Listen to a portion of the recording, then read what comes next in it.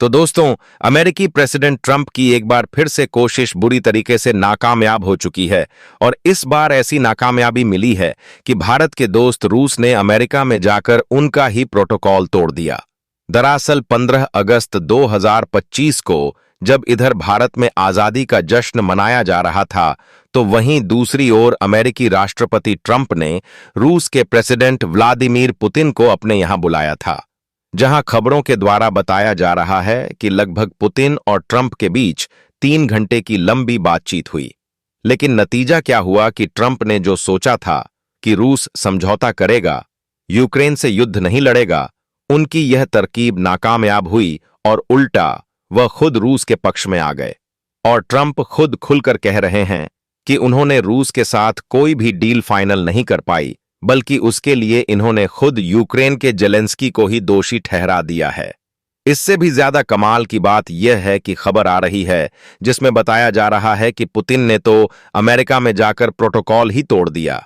लेकिन सवाल यह है कि आखिरकार किस मामले में प्रोटोकॉल तोड़ा गया है और क्या यह प्रोटोकॉल भारत के लिए तोड़ा गया है या फिर इसके पीछे का माजरा कुछ और ही है।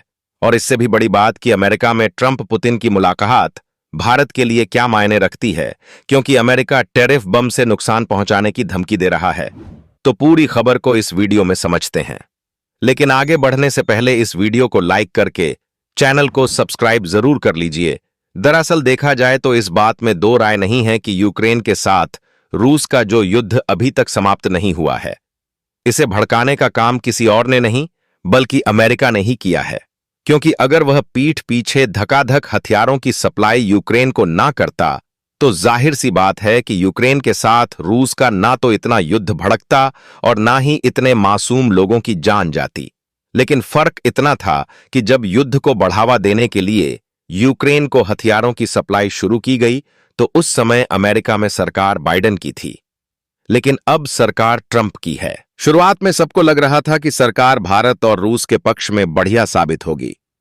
फिलहाल जैसी उम्मीद थी, शुरुआत में अमेरिका की तरफ से ऐसे संकेत भी मिले, जहां सबसे पहले तो जब ट्रंप और जेलेंस्की के बीच मीटिंग के दौरान विवाद हुआ, तो उसके बाद अमेरिकन यूक्रेन को दी जाने वाली सभी मिलिट्री हेल्प को रोक दिया था।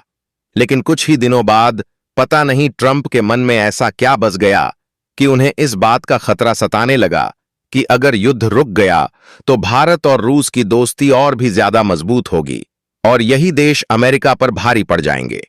इसलिए इन्होंने अपने देश की अर्थव्यवस्था को बचाने की होड़ में टैरिफ लगाने की शुरुआत की और भारत, रूस, चीन जैसे तमाम ब्रिक्स के देशों को इमीडिएटली टारगेट करते हुए और भी देशों को निशाने पर लिया गया था कि उन देशों को अमेरिकी मार्केट से नुकसान पहुंचाया जा सके।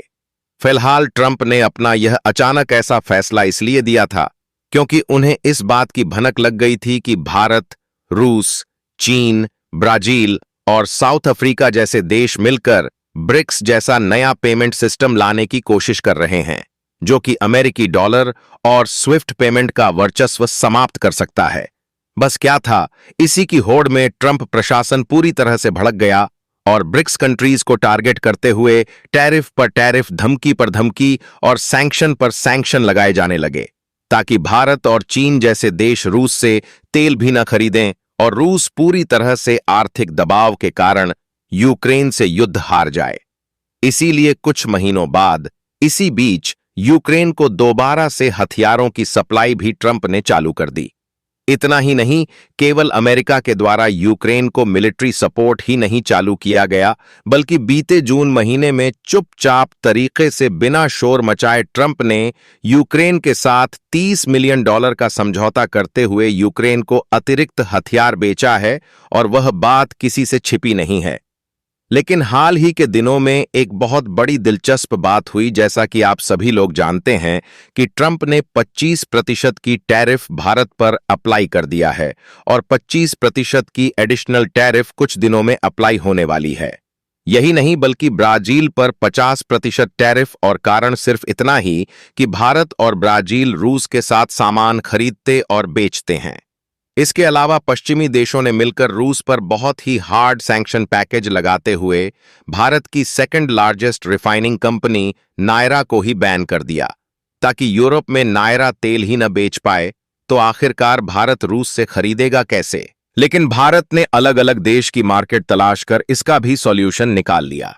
और अब मैं जो आपको दिखाने जा रहा हूं उसे ध्यान से देखिएगा, और वह कुछ और नहीं बल्कि टाइम्स ऑफ इंडिया की रिपोर्ट है जो आप अपनी स्क्रीन पर देख रहे हैं, जो कि हाल ही में निकल कर आई। और उसमें साफ साफ बताया जा रहा है कि अगस्त महीने में भारत में रशियन क्रूड ऑयल का इंपोर्ट बढ़कर 2 मिलियन यानी 20 लाख बैरल प्रतिदिन हो गया, क्योंकि अमेरिकी टैरिफ के बावजूद रिफाइनर कंपनियां सामान्य रूप से कारोबार पर टिकी रहीं।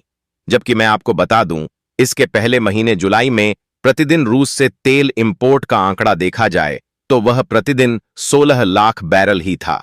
यानी अमेरिका और बाकी के पश्चिमी देश इन आंकड़ों को ही देखकर हैरान रह जा रहे हैं कि जितना ज्यादा उनके द्वारा दूरी बनाने की कोशिश की जा रही है, उतनी ही ज्यादा भारत की नजदीकी रूस से बढ़ रही है। अब यहीं से आता है असली मसाला। जब ट्रंप की सारी रणनीतियां फेल हो गईं तो उन्होंने हाल ही में यह फैसला लिया कि हम पुतिन को अपने देश में बुलाकर डायरेक्टली उनसे बात करेंगे, और ठीक वैसा ही उन्होंने किया। 15 अगस्त के दिन जब इधर भारत में आजादी का जश्न मनाया जा रहा था, तो उधर रूस के प्रेसिडेंट पुतिन अमेरिकी स्टेट अलास्का में पहुंचते हैं, जहां पर ट्रंप से पुतिन की मुलाकात होती है और लगभग 3 घंटे की लंबी बातचीत चलती है, जिसमें अमेरिका का अहम सवाल था कि आखिरकार रूस युद्ध समाप्त क्यों नहीं करता। लेकिन रूस ने अपनी कूटनीति का इस्तेमाल करते हुए ऐसी ऐसी सच्चाई ट्रंप के सामने रखी कि अंत में वह भी हार मान गए, और उन्होंने सीधा इस बात का खुलासा कर दिया कि लंबी बातचीत के बावजूद भी यूक्रेन युद्ध से जुड़ा कोई भी फैसला उनके द्वारा रूस के साथ नहीं किया जा सका। और मुख्य रिपोर्ट तो यह आ रही है कि पुतिन ने अमेरिका में जाकर प्रोटोकॉल ही तोड़ दिया। दरअसल 2018 के बाद पहली यूनाइटेड प्रेस कॉन्फ्रेंस हुई।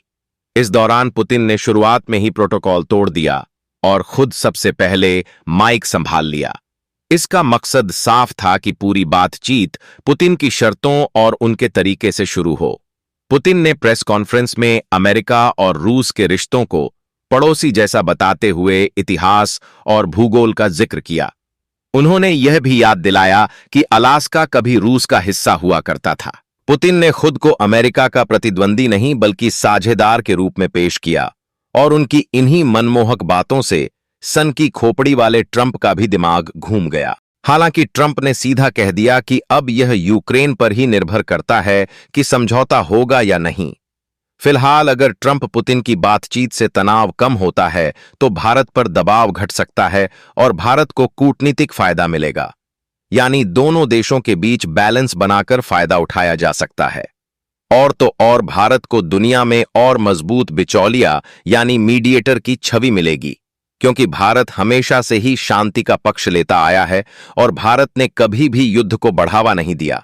बाकी आप लोगों का क्या सोचना है कि पुतिन को ट्रंप के साथ दोस्ती बढ़ानी चाहिए और इसका फायदा हो सकता है या नहीं? अपनी राय कमेंट में जरूर बताइए, और इस वीडियो को एक लाइक करके अपने मित्रों तक शेयर जरूर करें ताकि उन्हें भी जानकारी मिल सके। इसी तरह और भी नॉलेजेबल वीडियो देखने के लिए चैनल को सब्सक्राइब करके बेल आइकन को ऑल पर जरूर सेलेक्ट करें।